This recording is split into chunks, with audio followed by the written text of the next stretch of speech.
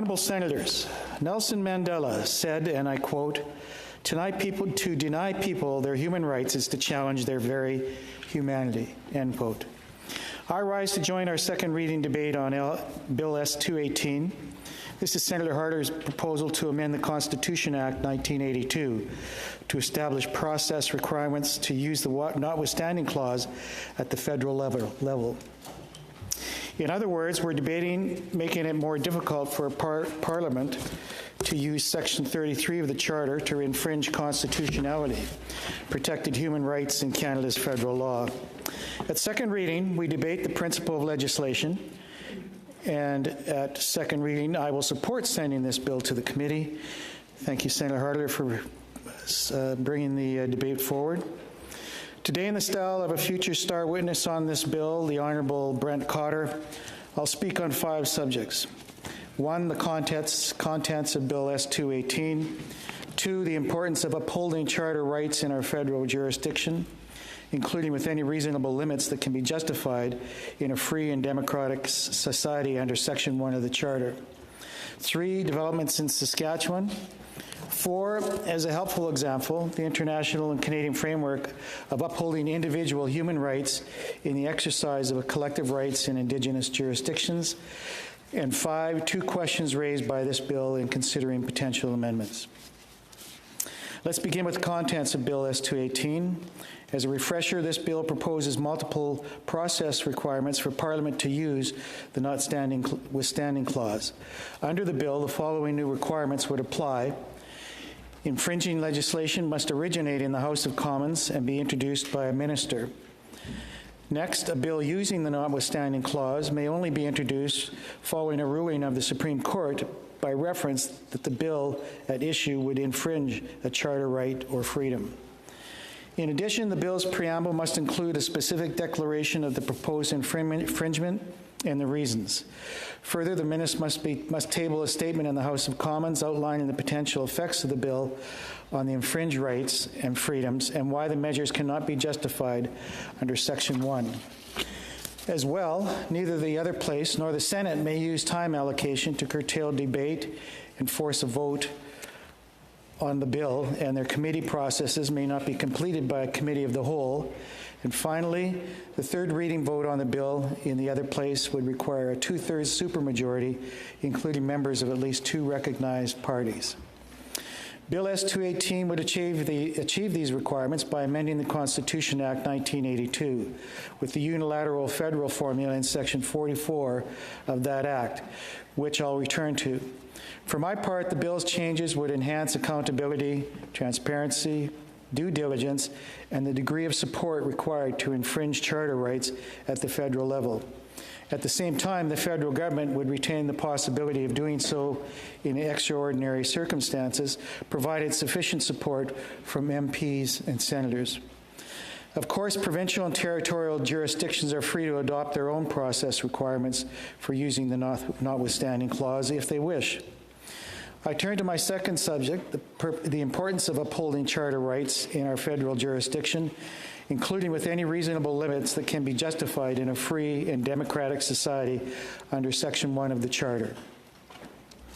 If a government or legislature acts to limit charter rights through Section 1, known as the Reasonable Limits Clause, that limitation must meet the 4 criteria of the Oakes test in a court of law. First, the objective of the law must be pressing and substantial. Second, the law must be rationally connected to that objective. Third, the law must impair the charter right in a minimal way to achieve its objective.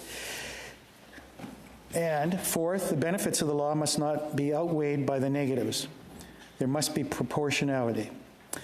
Unlike Section 1, the notwithstanding clause appears to grant Parliament a virtually unlimited power to override human rights and freedoms contained in Sections 2 and 7 to 15 of the Charter. These sections include freedom of religion, belief, expression, and the press, freedom of peaceful assembly, freedom of association, the right to life, liberty, and security of the person, the right to be secure against unreasonable search or seizure, rights in relation to detention in criminal matters such as habeas corpus, the presumption of innocence, and the right against cruel and unusual punishment. And equally rights against discrimination based on race, national or ethnic origin, color, religion, sex, age, or mental or physical disability. Senator, these values are fundamental to human dignity, freedom, and well-being. The Canadian Charter of Rights and Freedoms of 1982 is a product of the relative global consensus around human rights following the horrors of World War II.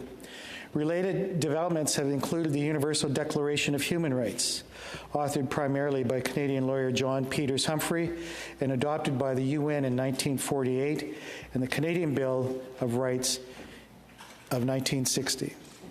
Today, charter rights are at the heart of Canadian society, restraining government, upholding justice, preserving freedom, and setting an example for the world. However, individual rights and freedoms must often strike a balance with collective rights and objectives. For this reason, as I mentioned, Section 1 of the Charter authorizes Canada's federal, provincial, and territorial legislatures to place reasonable limits on the rights I listed. Again, in contrast, the use of the notwithstanding clause allows infringement of fundamental rights beyond these reasonable limits.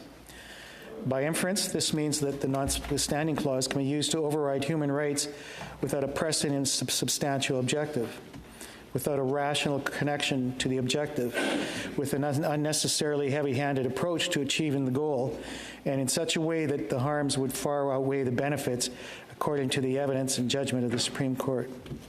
With this context, I turn to developments in Saskatchewan. In 2023, the Legislative Assembly passed Bill 137 to require consents in schools for students under 16 who want to use a preferred name or pronoun. The bill preemptively used the notwithstanding clause as regards several sections of the Charter. This year, the Saskatchewan Court of Appeal ruled that the Court of King's Bench may still comment on whether the law complies with the Charter. The Saskatchewan government has not conceded that Bill 137 limits Charter's rights. Personally, I have an open mind on striking the balance on parental rights and young people's rights in this area. I was also moved by Senator Wilson's powerful speech on this bill. In general, on any subject, I would like to see an attempt to comply with the reasonable limits in Section 1 before the notwithstanding clause is used, if justified in the judgment of a legislature. After all, the notwithstanding clause may not be needed to achieve a given purpose, and a tailored approach may be the best. As Senator Connolly said of the notwithstanding clause on October 31 last year, speaking on a related motion, and I quote, "It preemptively takes the delegitimizes many rights and implicitly the value of Section 1, the rights limiting clause, and the jurisprudence of the Supreme Court of Canada in crafting a sophisticated approach to Section 1, end quote. I agree with the Right Honourable Brian Mulroney when he said, and I quote, "For me, the backbone of our democracy, the strength of our democracy, is the independence and confidence of the court system in Canada," end quote. He added of the notwithstanding clause, and I quote, "How the bleep did this thing get in our Constitution," end quote. Yes, you can chuckle.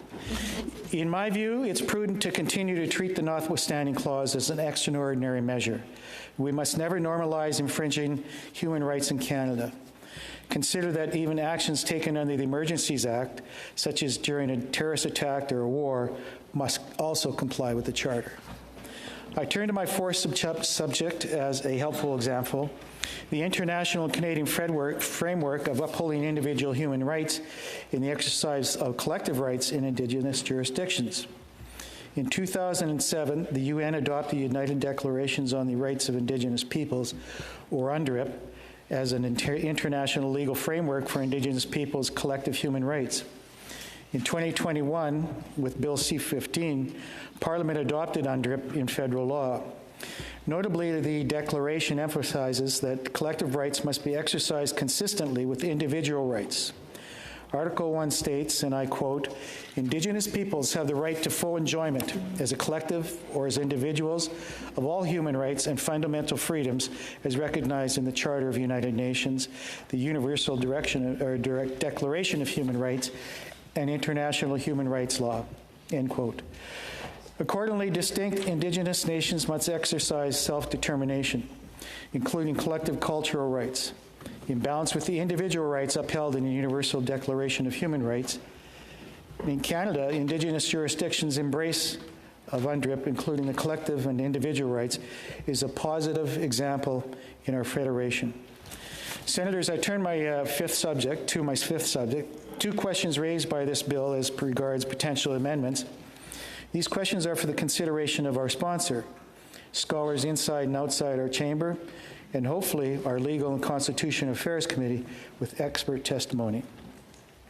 My first question, a legal one, relates to the unilateral amending formula.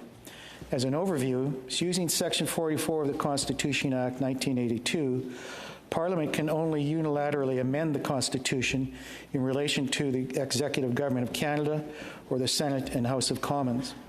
However, this power is subject to Sections 41 and Section 42. Section 41, requiring unanimity of the provinces in both houses of Parliament, does not appear relevant to this bill. Section 42 requires the general procedure for some changes. That is, the support of at least 7 provinces representing at least 50% of Canada's population.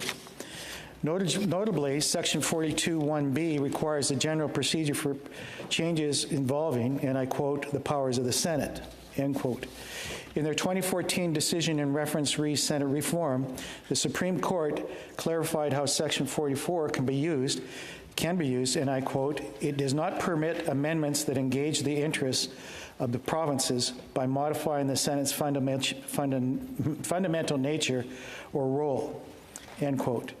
Therefore, my first question is, does limiting the power to introduce an infringing bill to a minister in the House of Commons modify the Senate's fundamental nature or role, and thus fall outside the scope of Section 44 unilateral federal amending formula?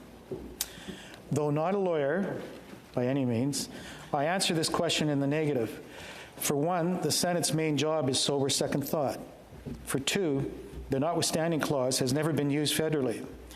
It therefore seems a stretch to construe introducing infringing bills as fundamental to the Senate's nature or role. However, if this question is answered in the affirmative, this clause could be amended. My second question, a procedural one, relates to barring the use of time allocation to pass an infringing bill in either chamber. Though time allocation may be used to cut off debate, it's also a remedy to excessive delay. And I have had experience with that. The intent here, I trust, is not to grant a parliamentary minority a procedural veto against ever having a vote. My second question then is, would barring time allocation allow a parliamentary minority to block a vote on an infringing bill? If the answer is yes, rather than barring time allocation, an amendment could be adopted to establish a minimum period of debate before voting, such as a certain number of days, like in the Senate's rules for voting on ethics committee reports. In raising these questions, I support sending this bill to our legal committee for thorough study. In other words, let's get the legal beagles on the trail and see if this dog can hunt. To conclude, I note that the interpretation of the notwithstanding clause is currently before the Supreme Court. However, the interpretation of the existing clause is distinct from whether this bill would better protect charter rights at the federal level. It would, and that's why I support going to committee. Thank you. Merci, and hai kitatamahin.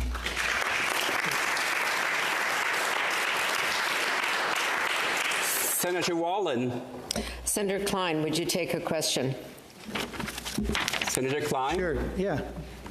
Great. I just want to cast everybody's mind back to 1980, 81, and 82 when this was being negotiated and debated and the country was caught up in this. I happened to be part of these processes as a reporter. At the time when Prime Minister Trudeau said and made his intentions known that he wanted a Charter of Rights, The provinces, many of them, including the Western premiers, said the cost of a Charter of Rights in this bargain that we are all engaged in will be a notwithstanding clause. That was because they fundamentally believe that the rights of an elected legislature or body should be superior to those of a court. So are you prepared to jeopardize the Charter of Rights to undo the bargain? Pardon, Senator Wallin, I apologize. Your time is over, Senator Klyne. Well, I was in high school at that time, but... Are you asking for more asking time? for a couple minutes here, please. Is it agreed? And it's pardon me? 5 minutes? Yeah, in the... 5 minutes. my concern, and it's not a concern, but I think that the Charter of Rights and Freedoms and the Constitution, there would be a constitutional challenge. But at the end of the day, I would like to suggest, instead of an answer, that we send this to committee and it gets a thorough study. Senator Batters. Yes? Sure. Thank you. I was listening to your remarks in the back on the television, so I missed a short bit of it. But at one point, you quoted former Prime Minister Brian Mulroney asking, how did this get into our Constitution? And namely, it got into our Constitution because of our province of Saskatchewan. And Saskatchewan was leading in demanding that it be included into our Constitution, or they wouldn't agree to the repatriation of the Constitution and the Charter of Rights accompanying that. And so the notwithstanding clause is actually included as part of that Charter of Rights. And more specifically, it was, at the time when you say you were in high school, I was in elementary school, it was NDP Premier and constitutional law scholar Alan Blakeney who actually made that demand and forced the federal government to adhere to that, or they would not agree to it. So does that color your perspective on the issue? Klyne. Well, it seems to me Senator Blakeney was definitely involved in there, and I think afterwards, given it some afterthought, he might have had a little of a... I don't think he would have changed it, but I do recall that Blakeney was very much involved in it. And he Senator was, Batters. He later wrote a book where he talked about the importance of it and the necessity of balancing rights between, as Senator Wallin was referring, the rights between the judiciary and the legislative branch, where those rights become a bit unbalanced. The purpose of the notwithstanding clause is to make sure that the proper balance exists. Senator Klyne. I don't think that was a question. Thank you very much for the information.